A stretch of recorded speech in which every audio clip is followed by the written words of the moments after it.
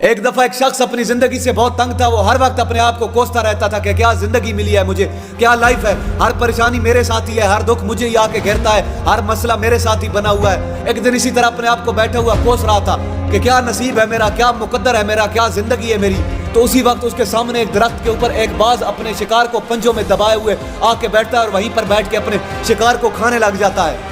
یہ آدمی جب اس باز کو دیکھتا ہے تو کہتا ہے کیا زندگی ہے اس کی, کیا لائف جی رہا ہے یہ مزے کی, نہ کوئی اسے کھانے کی ٹینشن, نہ کوئی پینے کی ٹینشن, نہ پہننے کی ٹینشن. شکار کرتا ہے آرام سے کھلی ہواؤں میں, کبھی ادھر گھومتا ہے کبھی ادھر گھومتا ہے, اڑتا رہتا ہے سارا دن. اصل زندگی تو یہی ہے, اصل زندگی تو اس کی ہے, اصل لائف تو اسی کی ہے.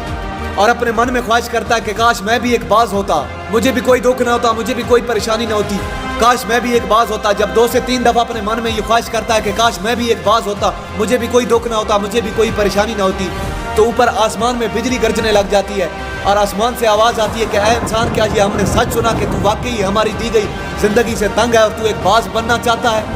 تو یہ آدمی حیران ہو جاتا ہے اور اوپر دیکھتا ہے اور کہتا ہے ہاں میں واقعی اپنی زندگی سے بہت تنگ ہوں, ہر دکھ مجھے ہی ہے, ہر پریشانی میرے ساتھ ہی ہے, ہر مسئلہ میرے ساتھ ہی ہے.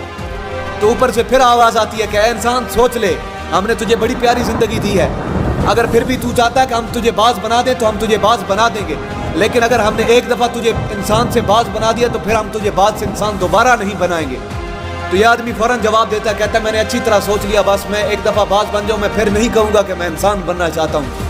تو پھر اسے باز بنا دیا جاتا ہے, یہ کھلی ہواؤں میں اڑ جاتا ہے, کبھی ہوا میں اڑتا ہوا ادھر چلا جاتا ہے, کبھی ہوا میں اڑتا ہوا ادھر کو چلا جاتا ہے, گھومتا ہے اور سوچتا ہے کیا مزے کی زندگی ہے, اصل لائف تو یہ ہے, نہ کوئی پریشانی, نہ کوئی ٹینشن, کسی بھی چیز کی کوئی پریشانی نہیں مجھے, اصل زندگی تو یہ ہے میری. سارا دن ہواؤں میں اڑتا رہتا ہے, 2-3 منٹ پنکھ مارتا ہے, اس کے بعد پنکھ مارنا بند کر دیتا ہے, ہوا میں تیرتا رہتا ہے. اسی طرح سارا دن جب تیرتا ہے, شام کا وقت قریب آتا ہے تو سوچتا ہے میرے پاس رہنے کے لیے ایک ٹھکانہ بھی ہونا چاہیے, ایک میرا اپنا گھر بھی ہونا چاہیے جہاں میں رات کو آرام کر سکوں. تو یہ چھوٹی چھوٹی لکڑیاں اکٹھی کرنے لگ جاتا ہے اور ایک بہت اونچے درخت کے اوپر اپنا گھونسلہ بنانے لگ جاتا ہے. ایک ایک لکڑی اکٹھی کر کے اپنا ایک بڑا خوبصورت قسم کا گھونسلہ بنا لیتا ہے اور رات کو اسی میں سو جاتا ہے اور سوچتا ہے صبح اٹھ کے شکار بھی کروں گا اور صبح اٹھ کے پھر سے موج مستی کریں گے, کھلی ہواؤں میں اڑیں گے. صبح ہوتے ہی شکار کی تلاش میں نکل جاتا ہے, ہوا میں اڑتا رہتا ہے, اوپر سے جا کے دیکھتا ہے کہ کہیں زمین پہ مجھے کوئی شکار نظر آئے تو میں اسے فوراً جا کے دبوچ لوں اور وہیں پہ اسے کھا لوں. لیکن اسے کوئی شکار نظر نہیں آتا, کافی ٹائم ہو جاتا ہے, یہ شکار کو ڈھونڈتا رہتا ہے لیکن اسے کوئی شکار نہیں ملتا. پھر پاس ہی ایک جنگل ہوتا ہے, یہ اس جنگل میں چلا جاتا ہے کہ شاید مجھے وہاں سے کوئی اچھا سا شکار کھانے کو مل جائے, لیکن یہ جنگل میں بھی سارا دن اوپر سے ڈھونڈتا رہتا ہے, جنگل کے اندر بھی جاتا ہے لیکن اسے وہاں پہ بھی کوئی شکار نہیں ملتا. شام کا وقت قریب ہوتا ہے تو مایوس ہو کے واپس اپنے گھونسلے کی طرف لوٹ رہا ہوتا ہے تو راستے میں تھک کر ایک درخت کے اوپر بیٹھ جاتا ہے. جب وہ درخت کے اوپر بیٹھا ہوتا ہے تو اس کی نظر ایک بیمار چڑیا کے اوپر پڑتی ہے جو زخمی حالت میں ہوتی ہے. یہ فوراً جا کے اسے دبوچ لیتا ہے اور اس کے پنکھ نوچ کے علیحدہ کر لیتا ہے, اس کی بوٹی نوچ نوچ کے علیحدہ کھا جاتا ہے اور واپس اپنے گھونسلے کی طرف اڑ جاتا ہے اور سوچتا ہے کہ چلو بیمار چڑیا ہی صحیح لیکن کچھ تو کھانے کو ملا. اپنے گھونسلے تک پہنچ جاتا ہے, جا کے وہاں سو جاتا ہے اور سوچتا ہے صبح ایک اچھا سا شکار پکڑوں گا اور اپنی بھوک مٹا لوں گا. صبح کا سویرا ہوتا ہے, جیسے ہی یہ نکل پڑتا ہے شکار کی تلاش میں, اڑتا رہتا ہے ہوا میں, لیکن اسے آج پھر کوئی شکار نہیں ملتا. کافی وقت ہو جاتا ہے, یہ اڑتا رہتا ہے, اوپر سے جا کے دیکھتا ہے کہ شاید کوئی مجھے زمین پر شکار نظر آئے تو میں اسے جا کے دبوچ لوں, لیکن اسے کوئی شکار نہیں نظر آتا. یہ پھر اس جنگل کی طرف چلا جاتا ہے, اس جنگل میں جا کے ڈھونڈتا رہتا ہے لیکن اس جنگل میں بھی اسے کوئی شکار نہیں ملتا. شام کا وقت قریب ہوتا ہے, مایوس ہو کے پھر واپس لوٹ رہا ہوتا ہے تو راستے میں آتے ہوئے ایک درخت کے اوپر بیٹھ جاتا ہے. شاید آج پھر کوئی بیمار چڑیا میرا انتظار کر رہی ہو, لیکن ہر بار قدرت مہربان تھوڑی ہوتی ہے, آج کی بار اسے کوئی بیمار چڑیا نہیں ملتی. یہ واپس اپنے گھونسلے کی طرف چل پڑتا ہے, اڑتا ہوا اپنے گھونسلے میں پہنچ جاتا ہے اور آج بھوکا پیاسا سو جاتا ہے اور سوچتا ہے صبح ایک اچھا سا شکار پکڑوں گا اور آج کی بھوک بھی مٹا لوں گا. رات کو اپنے گھونسلے میں سویا ہوتا ہے, گہری نیند میں ہوتا ہے کہ ایک بہت تیز طوفان آتا ہے جس کے ساتھ ایک بہت تیز ہوا چلتی ہے جو اس کے گھونسلے کو اڑا کے ادھر پھینکتی ہے اور اس کو اڑا کے کہیں دور جا کے پھینکتی ہے. تو یہ جہاں گرتا ہے وہاں ایک نیچے نوکدار لکڑی پڑی ہوتی ہے جو اس کے پنجے میں گڑ جاتی ہے اور اسے بری طرح زخمی کر دیتی ہے.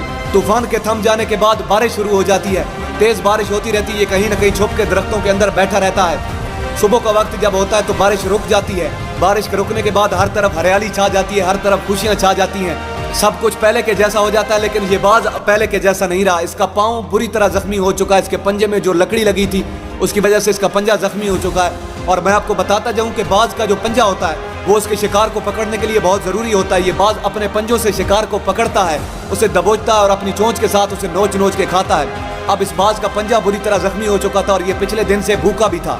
یہ شکار کی تلاش میں تھوڑا سا اڑتا ہے کہ شاید پھر کہیں کوئی بیمار چڑیا مل جائے, लेकिन कहाँ मिलती थी बीमार चिड़िया। उड़ता रहता है, आखिरकार थक के और उस जख्म की वजह से और भूख की वजह से नीचे आके बैठ जाता है। जब ये नीचे बैठता है दरख्तों के ऊपर, तो अभी इसका एक और मसला इंतजार कर रहा था, एक और मुसीबत इसका इंतजार कर रही होती है। वो ये थी कि 6 से 7 कौवे मिलकर इसे तंग करने लग जाते हैं, इसके ऊपर आके इसे चोंच मारने लग जाते हैं। उन्हें भी पता चल जाता है कि ये बाज जख्मी है और भूखा भी है, तो वो इसे तंग करने लग जाते हैं, बार बार इसके ऊपर आके इसे चोंच मारते हैं। ये बाज थोड़ा सा उड़ता है और थोड़ा सा उड़ के आगे जाके बैठ जाता है, उनसे पीछा छुड़ाता है, लेकिन वो फिर इसके पीछे आ जाते हैं। ये थोड़ा सा उड़ के फिर आगे बैठता है, वो फिर इसके पीछे आ जाते हैं।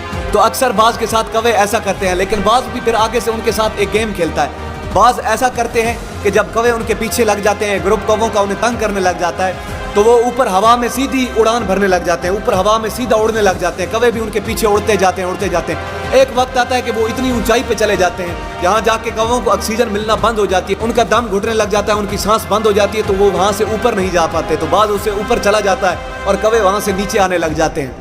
तो इस तरह करके बाज उनसे पीछा छुड़ा लेता है, लेकिन ऐसा करने के लिए इस बाज के पास इतनी ऊंची परवाज लेने के लिए इतनी ताकत नहीं थी। ये भूखा भी था और ये जख्मी भी था। तो ये बस थोड़ा सा उड़ता और कौवों से उड़ के आगे जाके बैठ जाता, कौवे फिर इसके पीछे आ जाते, इसे तंग करने लग जाते। इसी तरह भूखे और जख्मी हालत में एक दिन गुजर जाता है, दूसरा दिन गुजर जाता है, तीसरा दिन गुजर जाता है, लेकिन इस बाज की हालत बुरी से बुरी होती जा रही है। चौथे दिन जब ये बिल्कुल ख़त्म होने पे आ जाता है, बिल्कुल इसकी बस हो जाती है, तो ये पास ही एक इंसानों का हॉस्पिटल होता है, उधर जाके उसकी छत पे जाके बैठ जाता है और वहाँ से आने जाने वाले मरीजों को देखता है और अपने आप से कहता है कि काश कि मैं आज एक इंसान होता तो ऐसे छोटे मोटे जख्मों का मैं हॉस्पिटल से इलाज करवा लेता, या किसी को बता देता, या किसी को बोल देता कि मैं भूखा हूँ, मेरे साथ ये मसला है, मेरे साथ ये परेशानी है। लेकिन आज मैं एक ऐसा बेजुबान परिंदा हूँ जो किसी के सामने कुछ भी नहीं कह सकता, किसी को अपना दुख नहीं बता सकता, किसी को कुछ भी नहीं बता सकता। यही बात करके वहीं पर अपना दम तोड़ देता है, अपनी जान की कुर्बानी तो दे जाता है, लेकिन साथ साथ हमें ये सबक दे जाता है कि आपको जैसा बनाया गया है, आप जैसे हो उसी में बेहतर करने की कोशिश करो।